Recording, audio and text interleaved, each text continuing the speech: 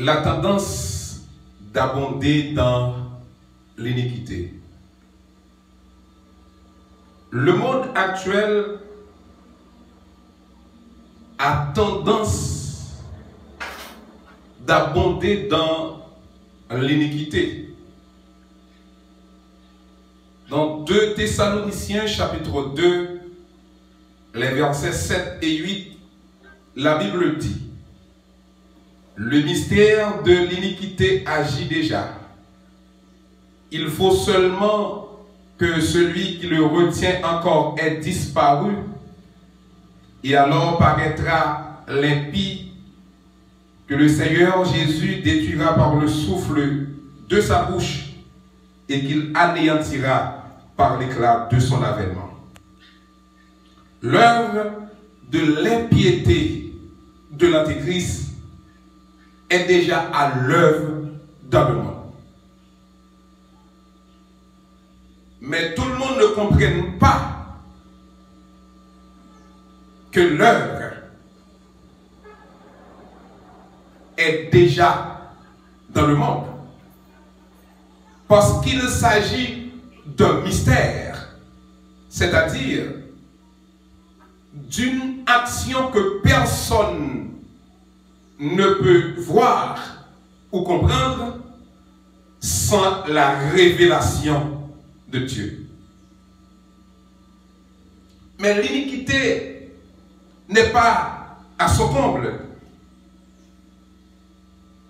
Il faut que l'Antéchrist, celui que Paul appelle dans les versets 3, l'impie, soit au pouvoir.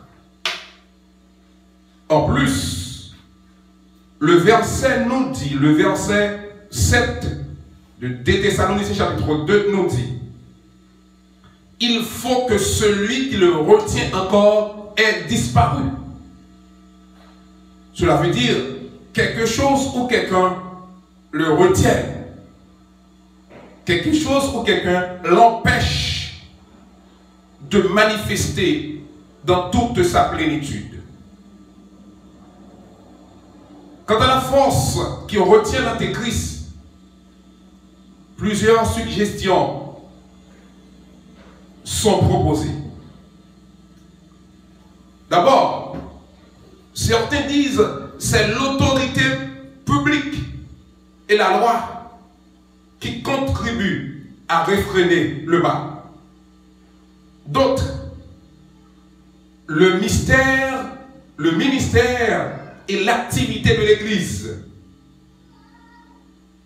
Et un troisième groupe dit c'est le Saint-Esprit. La puissance qui peut retenir l'homme impie, la puissance qui peut retenir l'Antéchrist, qui empêche à l'Antéchrist d'agir dans toute sa force, lui qui agira sous l'influence de Satan, lui qui agira sous l'influence du diable, la puissance qui le retient doit être supérieure à celle des hommes ou même des anges. C'est le Saint-Esprit. Cependant, tant que l'Église est encore sur la terre, elle bénéficie de la présence du Saint-Esprit. Quand le ministère du Saint-Esprit prendra fin sur la terre, l'Église n'y sera plus également. L'iniquité est la force profonde et subtile qui donne naissance au péché. L'homme abonde aujourd'hui vers le péché. L'homme abonde aujourd'hui dans le péché. Bien entendu, la civilisation nous permet de vivre encore un peu de moralité grâce aux lois civiles, à l'éducation, à la science et à la raison.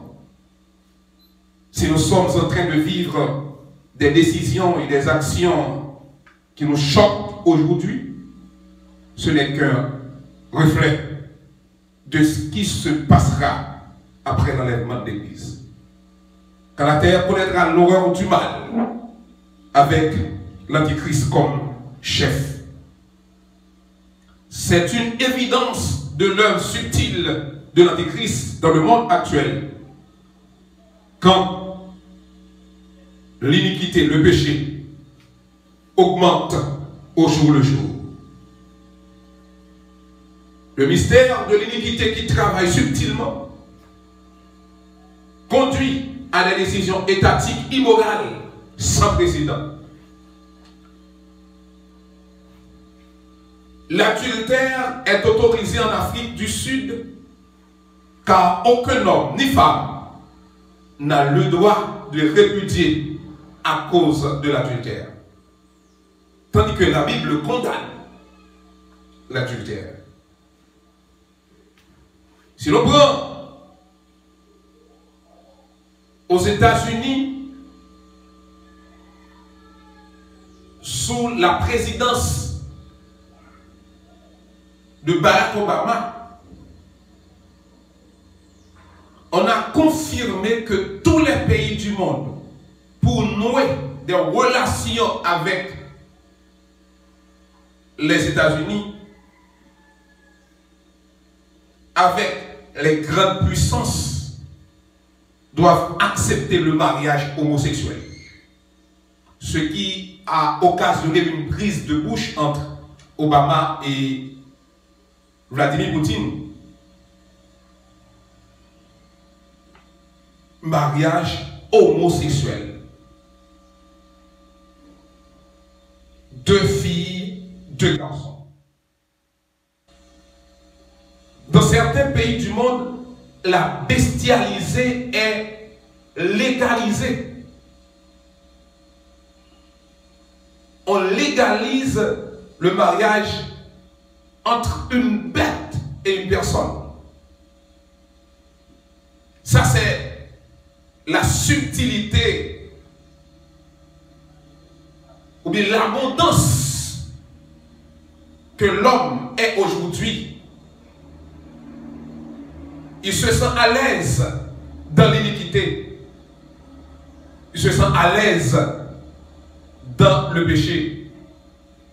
Il s'engouffre dans le péché. Ça, c'est le mystère de l'iniquité. Ce qui dit que l'Antéchrist est en train de travailler dans le monde actuel.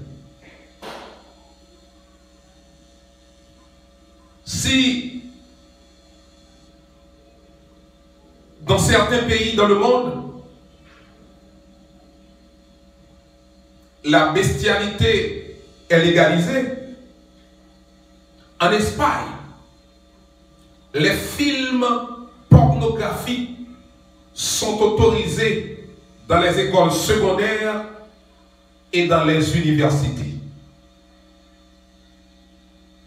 Ce qu'on regarde doit avoir un grand impact sur la personne qui regarde. Quand on permet aux jeunes, aux adolescents de regarder des films pornographiques, c'est les encourager de s'engouffrer dans le péché, dans l'impudicité.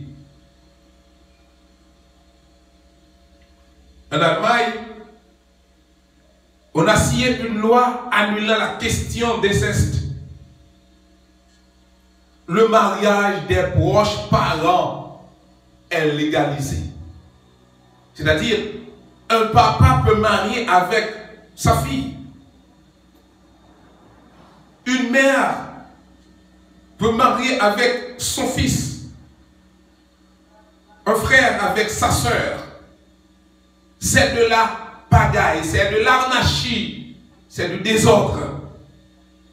L'homme s'abonde, s'engouffre dans l'iniquité, il s'engouffre dans le péché.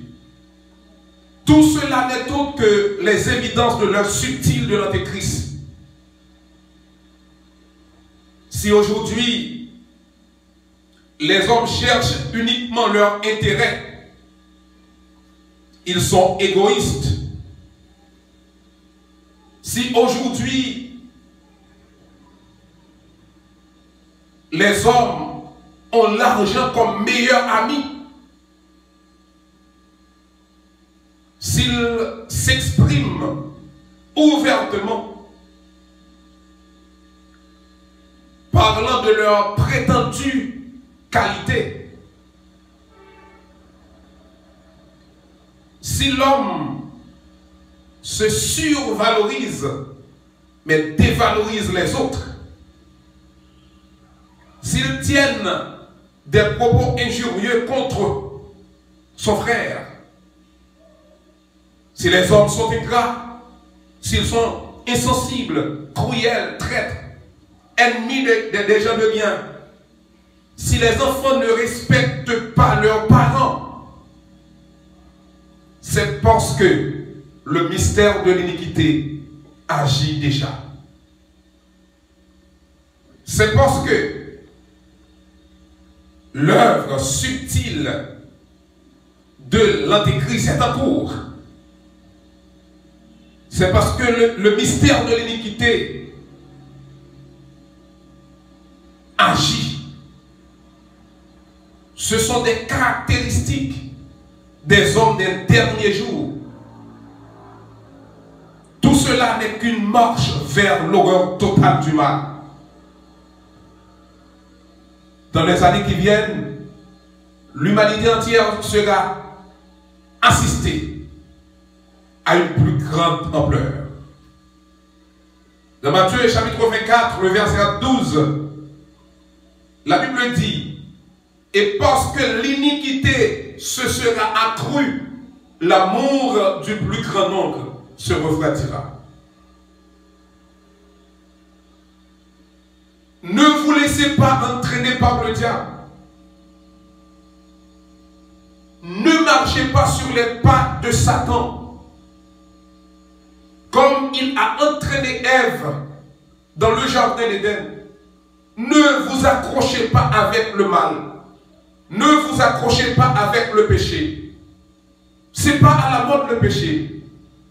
Si le péché est à la mode, c'est pour ceux qui périssent. Mais pour nous qui sommes chrétiens, nous devons éviter le mal. Nous devons éviter le péché. Ne vous accrochez pas avec la logique de Satan. Une logique qui pourra vous faire douter de Dieu. Ne succombez pas à la tentation. Tenons-nous prêts, puisque nous ne savons ni jour ni l'heure. Christ va venir prendre son église. Son retour est imminent. Il viendra à l'heure où nous ne pensons pas. Seulement, ne vous laissez pas surprendre, puisque le mystère de l'iniquité est en train d'agir.